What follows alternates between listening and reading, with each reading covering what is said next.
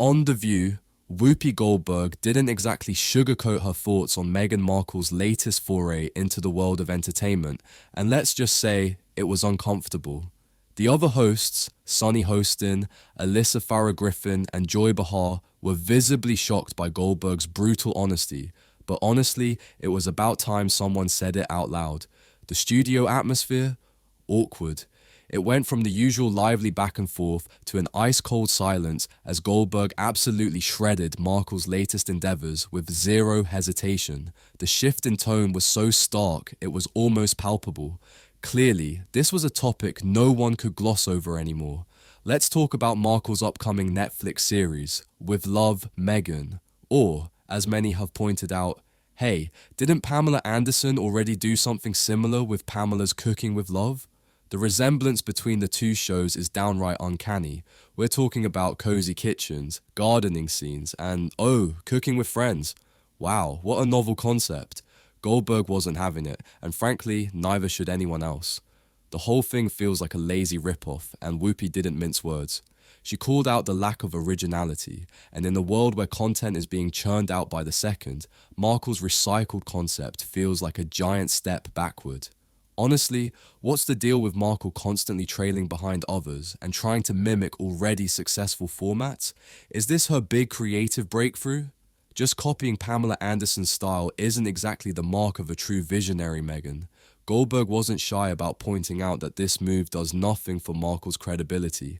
And let's be real, if you're coming into an industry like Hollywood and your big idea is just copying what someone else did, people are going to start asking if you've got anything new to offer. Spoiler, she doesn't. But wait, it gets better. Allegedly, the big-time talent agency WME has cut ties with Markle, and while they're doing their best to deny it, the gossip mill says otherwise. Sources claim Markle's demanding and difficult nature were the main reasons for the split, and who could blame them? If you're in the industry and can't play nice with people, especially the big players like Ari Emanuel, you're going to end up on the outs, even more deliciously petty. Reports suggest Markle's awkward, tense meetings with Emanuel were a major red flag, leading to the breakup. If this is true, it's just further proof that Markle doesn't exactly know how to maintain professional relationships. A career built on drama and tension, that's not exactly the foundation of long-term success, is it? And for all those who think Markle's lifestyle brand is her big saving grace, well, Whoopi had a few words about that too. Allegations of plagiarism from Ever's logo being eerily similar to a major Canadian coat of arms? Yikes. Just when you thought things couldn't get worse, this happens. But hey, let's give Markle some credit. She's apparently got a lot of courage, if not originality, to think she can compete with established lifestyle brands like Goop or Poosh. It's almost laughable. If Meghan really wants to be seen as an influencer or a leader in the lifestyle space, perhaps she should try actually creating something new instead of rebranding what's already out there. But we know that's not her style.